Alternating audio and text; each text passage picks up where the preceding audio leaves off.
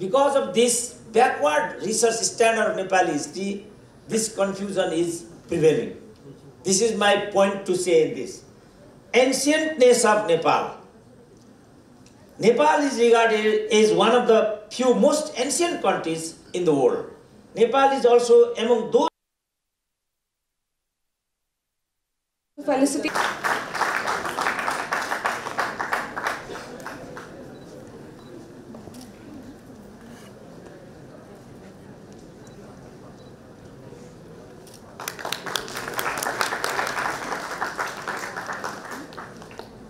Now I request my colleague Ashwini Biradar to introduce the speaker.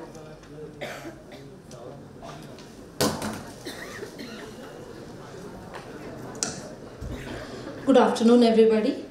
I take immense pleasure to introduce Dr. Casey, sir. Dr. Surendra Casey is a retired professor at Tribhuvan University, Nepal's oldest and largest and wholly government-owned university. He has pursued MA and PhD in modern history. He has 37 years of teaching experience, published more than 25 books and more than 1,000 articles. He is columnist for different journals, daily papers and YouTube. His area of specialization and research experience are Gorkha recruitment, foreign policy and diplomacy, question of ethics, state restructuring and federalism in Nepal, and communist movement in Nepal. Dr. Surendra Casey currently is a political analyst of Nepal. His analysis upon the politics of Nepal is mostly loud at social media, and his videos and his words are being appreciated by audience at social network. He is very eloquent and entertaining. He is not afraid to speak the truth. Sir, it's a pleasure to have you on this dais. Now I request Dr. Surendra Casey, sir, to take over the stage. Sir, please.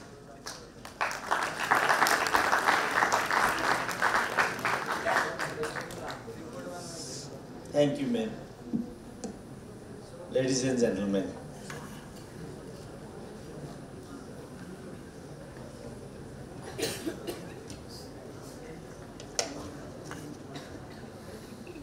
It's my great pleasure to be here this great event. So far, my presentation is on history and political journey of Nepal. This paper is divided two parts. Preliminary part is mostly formality or the background part. Second part is the actual part. That goes to the history as well as the political journey of Nepal. So I just go from the preliminary part. That is, it is in written form also. Unfortunately, my misunderstanding regarding the presentation, I don't have the PowerPoint. So I'll try to go directly as my paper is here.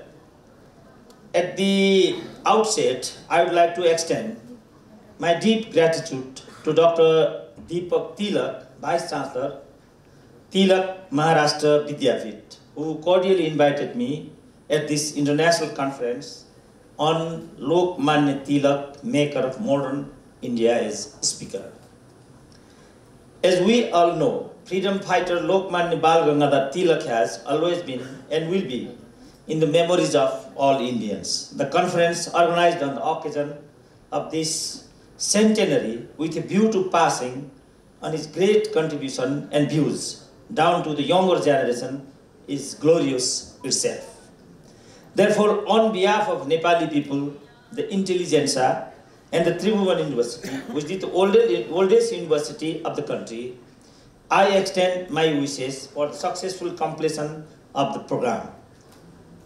I am a professor of history. Over 25 books and more than 1,500 articles are to my credit. Some of them are certainly related to the Indian history, culture, and religion. I have to study Indian history, culture, and religion right from the bachelor level. Later, I got engaged in this subject as a professor. Thus, my relation with Indian society, culture, and religion has been lively. On the other hand, the fact that Nepali blood and soul was inseparably associated with the 190 years long freedom fighting of India is remarkable in this context.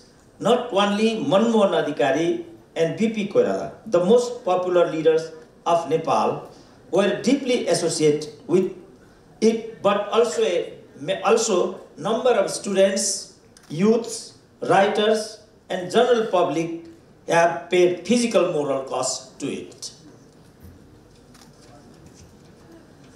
The Nepali Congress, the first political party established abroad, had its organizational premises that Nepal was to remove itself from the dictatorial Rana regime. The fall of British colonialism from India was its precondition. As a result of this active role in the Indian freedom movement belief of the party, B.P. Koirala was imprisoned in the Hazaribagh jail for 3 years. Similarly, Manmohan Adhikari, leader of the Communist Party of Nepal, was imprisoned for 2 years for his involvement in the great struggle. During their imprisonment, they were very much influenced by the Indian leaders, where they had lived in jails. Later, BP became a great democratic leader, whereas Adhikari a communist. Even today, a total 56,000 Gorkha are made safeguarding India as part of Indian Army. Recently, on 31st December 2019, Arjun Thapa, 25 of Gorkha Municipality, 5 RIP, Nepal got martyrdom in the Jammu Kashmir line of control, bombing, leaving behind his newly married wife Sarita Thapa, Magar 20, and his 70 years old father Prem Bahadur Thapa. It campaigned a very big shock to Nepal. The marks of the tears are still vivid. Nepal and Nepalese are still attracted to these services. What is stunning is how this father is saying, if he had another son, he would certainly send him to fulfill the place of his damaged son. Remember, Thapa is the 7th to get martyrdom in the last 2 years. News has it that the martyr Thapa's 20 years old widow has committed suicide, which is even makes shocking. As a student of history and a patriot of Nepal, it always humiliates me to think that Jangabahadur Rana, the founder of Rana regime, who ruled Nepal, which never saw foreign rule and hegemony, moreover fought for safeguarding the British sovereignty of many foreign countries, had militarily supported the British colonialists during mutiny of 1857. Now, standing before you, I apologize to the Indian people and the freedom fighters for it and regret what Jangabahadur Rana had done this most controversial job in the history. Otherwise, Nepalese and Indian have always been oriented together in the same criteria. This direction is the direction of world peace, humanity, co-working, and world fraternity. Majority of the people living in Nepal and India are having the same ideology, culture, and religion, and worship the same God in the same temples. Be it Siddhartha Gautama Buddha, Sita Ram, Shiva Parvati, or Lord Krishna.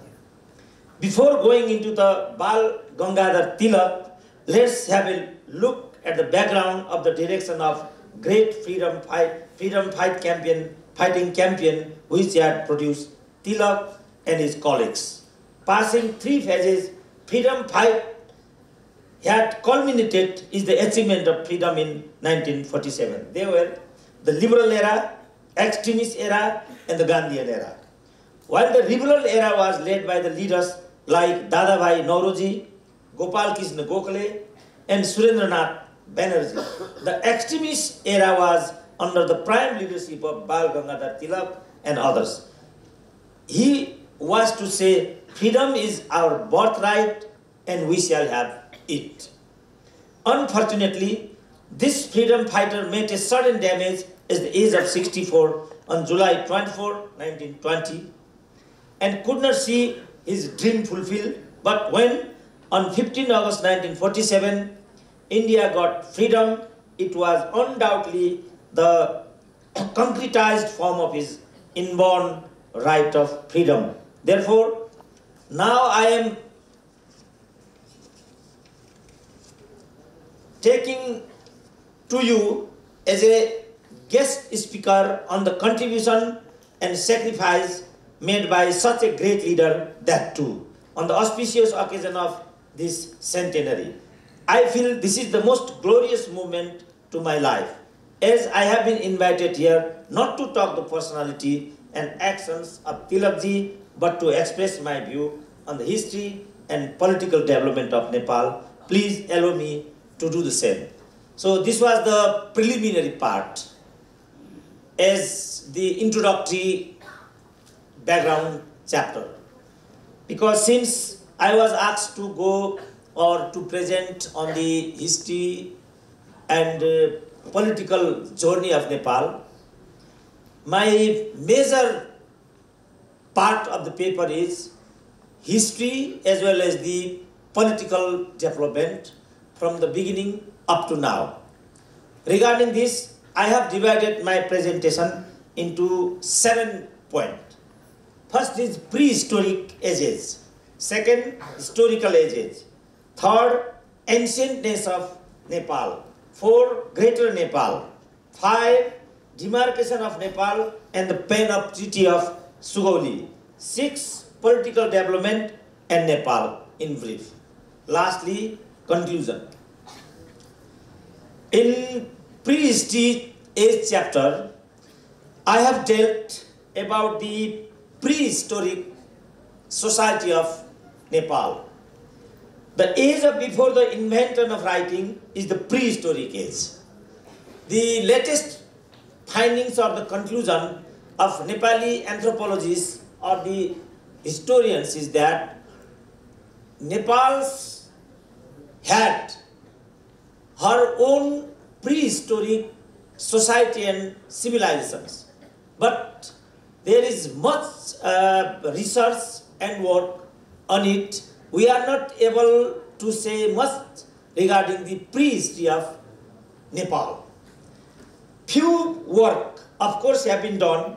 1952, 1960, 1962, 1964, 1966, 1969, 1970, 1978, 1981, and 84, 1996, 97.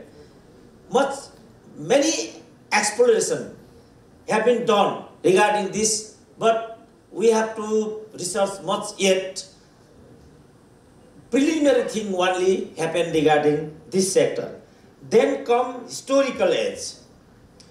While prehistory historic study has not been carried out systematically in Nepal, even the historical study of Nepal has not got that clarity. Needless to say, the history supported by the written documents in historical ages, we see that far from associating with the overall history of mankind, the history of Nepal, in fact, has been the history of monarchy. According to the pillar inscription of Changu Narayan, a Bhaktapur district founded by Litchavi King Mandev, remained the only historical evidence of the historicity of Nepal. From then on, we do find authentic, orderly history of Nepal. We certainly found many ups and downs regarding the history, but it is not scattered and disordered. This historical facts show the geographical structure of Nepal from the Litchavi period to the 11th century. After that, we find many changes taking place exactly the same way prehistoric geographical structure of today. It is because of the backwardness of history writing that today we have to keep announcing that world famous Lord Gautam Buddha was born in Nepal. However, this fact cannot be hidden in the backwardness. What I meant to say is that we have to do a lot in the field of history writing also. Because of this backward research standard of Nepali history, this confusion is prevailing. This is my point to say in this. ancientness of Nepal. Nepal is regarded as one of the few most ancient countries in the world. Nepal is also among those countries which were never under foreign rule. From various studies, Nepalese as well as the foreign historians have come to the conclusion that the name Nepal of this country has been in the existence for almost 25 years back. However, the problem is that the term Nepal has been authentically used since the 6th century BS. Therefore, the history of term Nepal is based either on hearsay or as an imaginary and supernatural stories of genealogy. At first, the term Nepal is founded to have used in Otv that goes 600 BC. In it, Nepal has been mentioned along with 6 countries. Those 6 countries were Nepal, Videha, Udumbur, Avanti, Kamapura, Kekaya. 6 ancient ancient nation in this region were like this. Among these 6, Nepal is one of the ancient countries as the contextual document says. Now,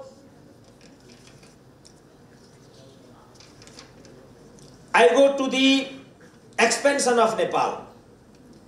When the British rule had just begun in India, Prithvinarayan Saha, king of Gorkha was about to expand his state.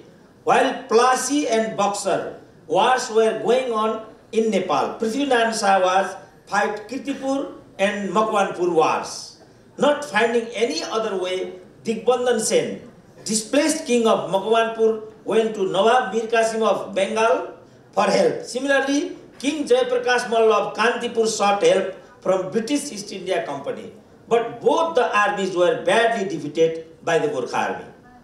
The British was engaged with its colonial expansion while Gorkha carried on its campaign of state expansion.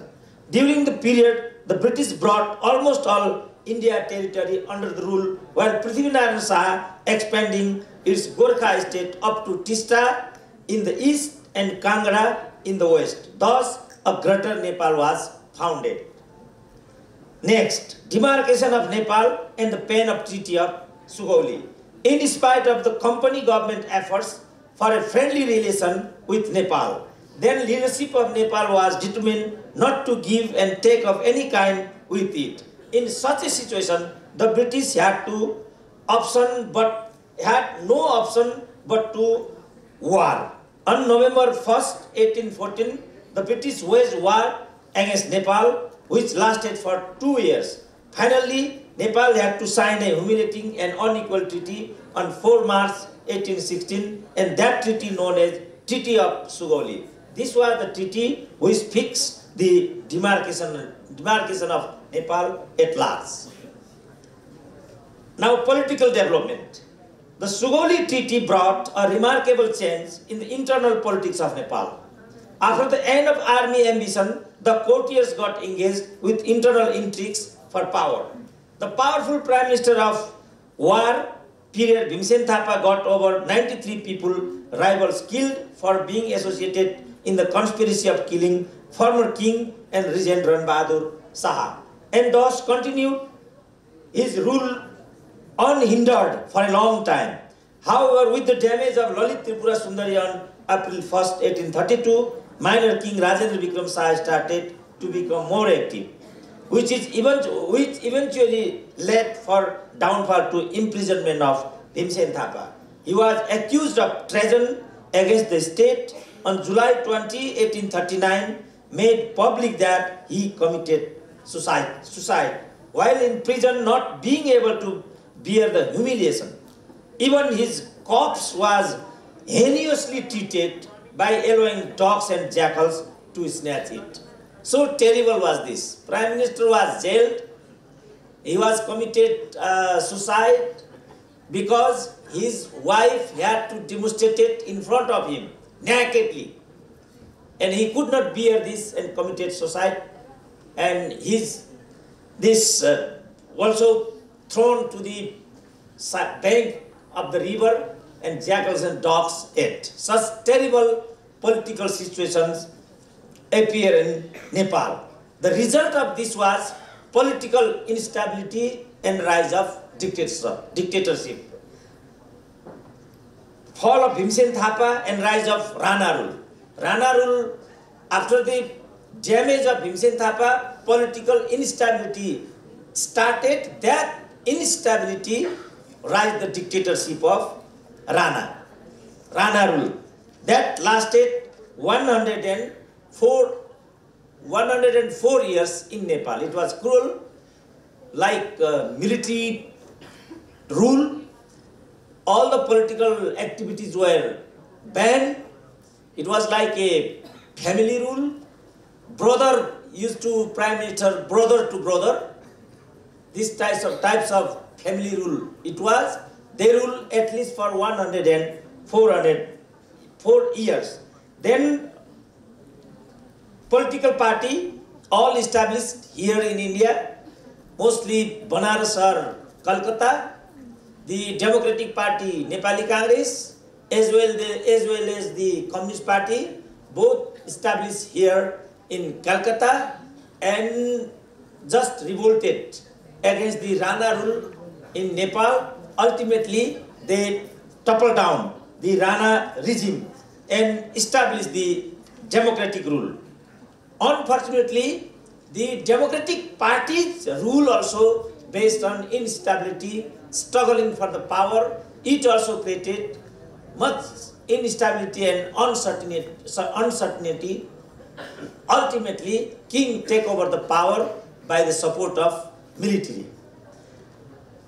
Again, people's movement started. King banned the parties, political activities were banned. King ruled at least 29 years there as a assertive monarch. The king imposed his dictatorial rule for 29 years. At the same time, the parties also continued their struggle for democracy to bring back. Big sacrifices were made along with losses. Finally, the King Virendra was compelled after 29 years to lift ban on the political parties. Thus, as a result of the contribution of democracy was reinstated in the country.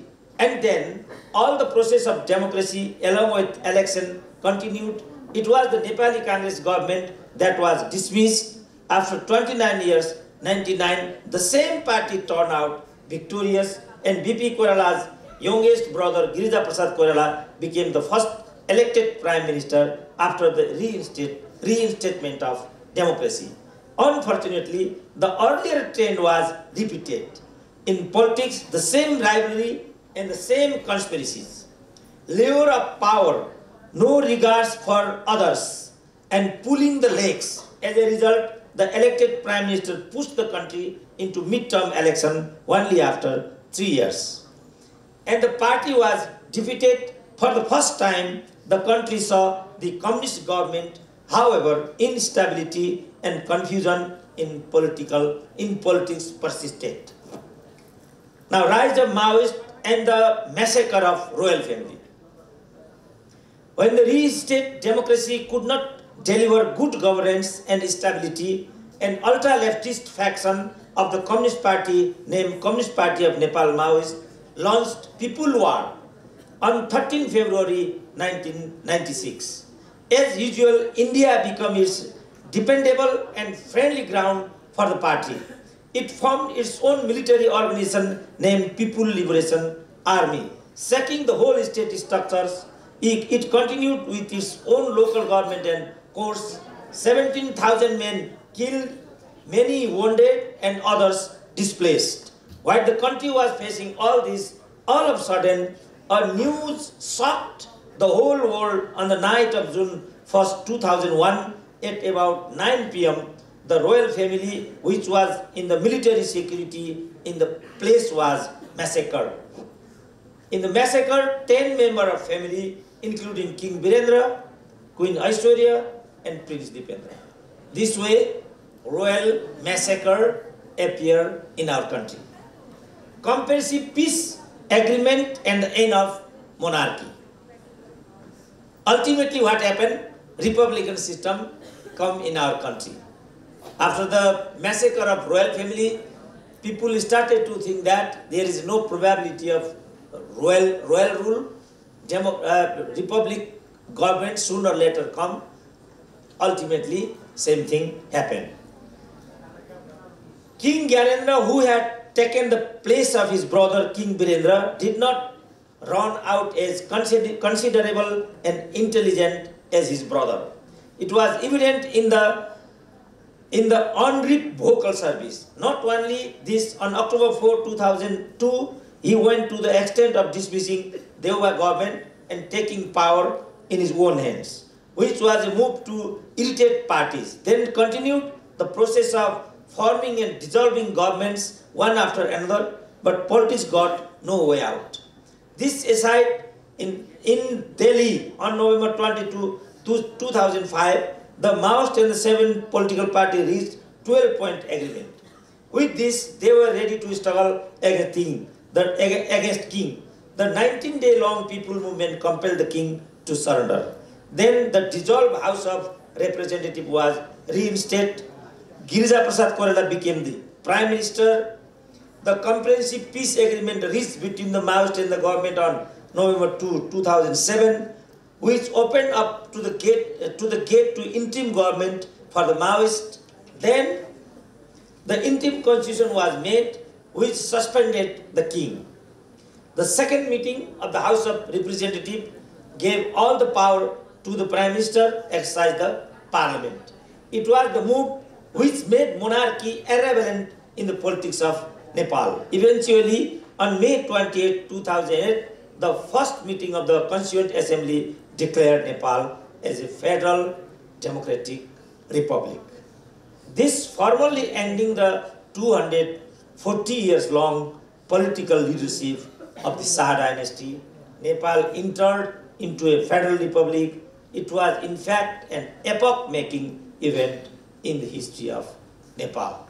Then after interim constitution 2007, and lastly the conclusion. My conclusion is this regarding the history and political survey of Nepal, and this is the final chapter of my paper. Politically, our country is still facing the state of transition. The basic people are still far from the basic needs. So far, it was thought that monarchy and Hindu religion were the main factor behind the undevelopment and backwardness of the country proved false. Accordingly, the movement of 1951, 1990 and 2006 removed the Rana rule, partyless panchayati system and the monarchy respectively, and the country was turned to secular federal republic. However, the people have not realized any significant difference in their life. Despite that, the Constitution of Nepal 2015 has brought some of the fundamental practice of prime importance into practices. They are federal democratic setup, secularism, inclusiveness, orientation to socialism. Accordingly, the country has accomplished the task of promulgating the Constitution through the Constituent Assembly. Not only this, as per the new Constitution, the 753 local and 77 districts body, 7 provincial government and the federal government are being run by the elected representative of the people. Now the challenge we are facing in how to make it truly a people's federal republic. Thank you. Sir, I am Charudat Sinarkar. I have a question which is regarding to our relationship with China, Indian relationship with China. What is Nepal's stand in that relationship?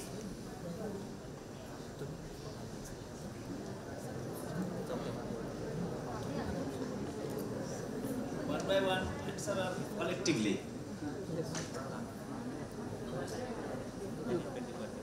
One by one. There are two schools of thought in Nepal regarding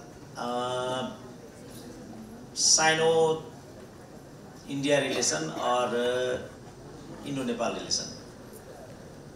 One school of thought is Nepal-India should remain inseparably in one place, always, regarding Chinese factor. Another is, since we are non-aligned and sovereign nation, we should maintain the equidistance.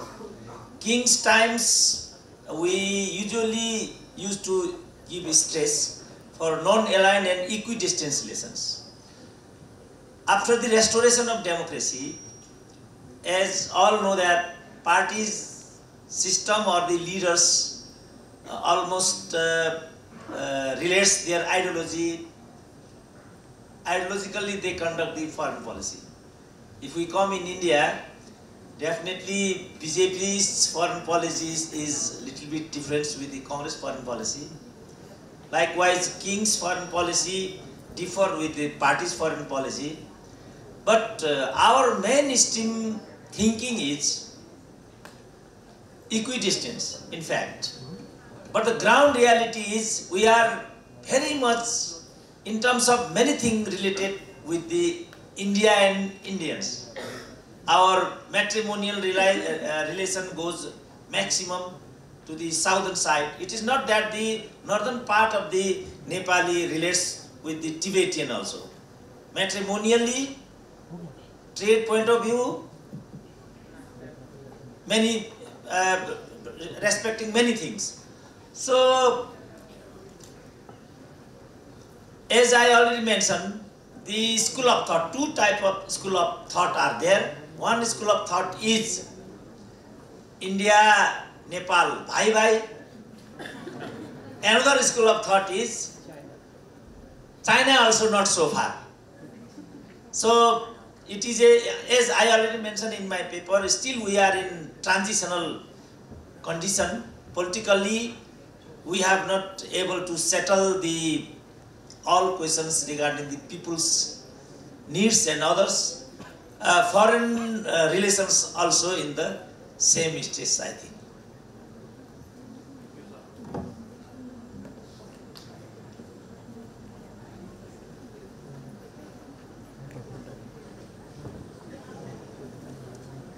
Good afternoon, sir. My name is Mr. Anand Sagar, studying in BA-LLB 4th year. My question is regarding what do you find the difference of constitutional law between India and Nepal? What is the constitutional difference you have? Constitutionally, if we go constitutionally, I think the inclusiveness of the Nepali constitution spirit is something different with the Indian constitutions. We have adopted the inclusiveness of the state apparatus. We have at least 125 groups or castes or 123 language groups. And our constitution has adopted the inclusive responsibility of the constitutions. In every apparatus, state apparatus, there must be the inclusiveness. For example, 33% for the women, 16% for the particular groups, 1% another particular group. Like this, inclusive character, our Samvidhan, our constitution have adopted. I think India has not got this. I think this is the difference between the Nepal's constitution and the Indian constitution.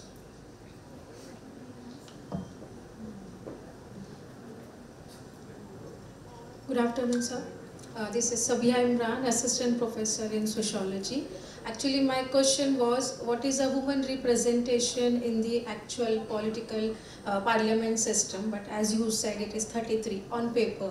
As a sociology teacher and student, my concern would be, what is the actual participation at societal level? Or it is just like in India, we are having on paper reservation for women, but the actual actors are the male family members of that woman. Is this the case in Nepal too? That is my question, sir. A really good question, thank you for this. Practically still it is challenging, even in the case of women.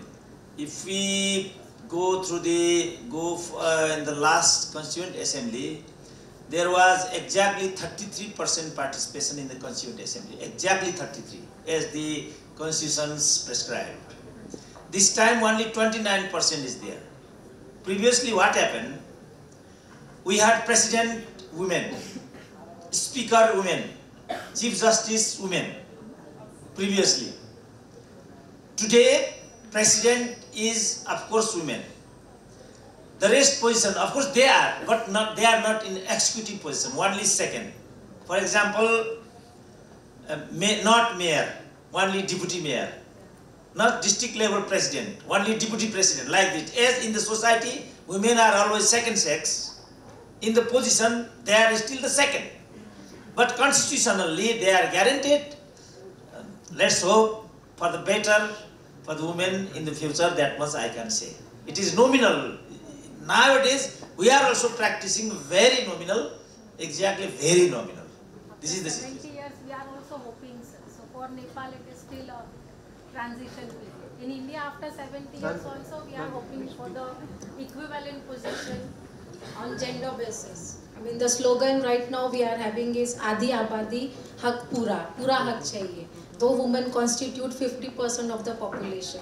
So as compared to India, Nepal is in a very initial stage as far as democratic principles are concerned.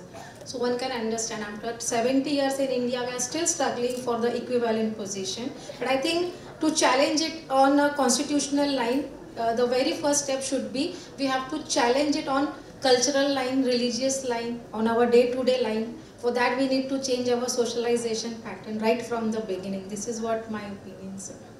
Opinion is definitely superb, but if we go in the practical level, if you take the example even of Nepal, what as a male thinking is regarding this, whenever the female are representing, they actually, I think, not female, they are the, leaders, right, left.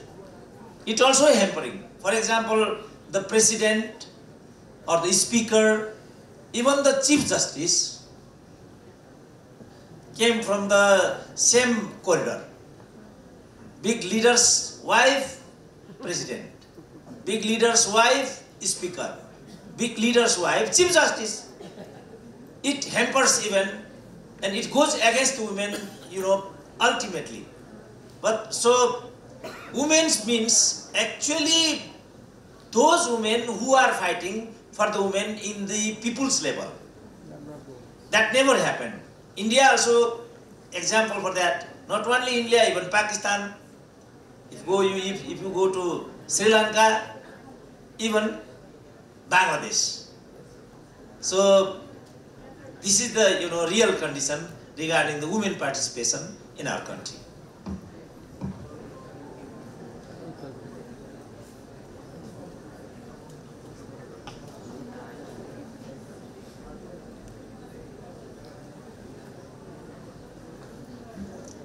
Good afternoon, sir. My question is regarding the communist movement. So, why there is a failure of communist movement in India, and do we find that is there any future of communism in India as well as in Nepal?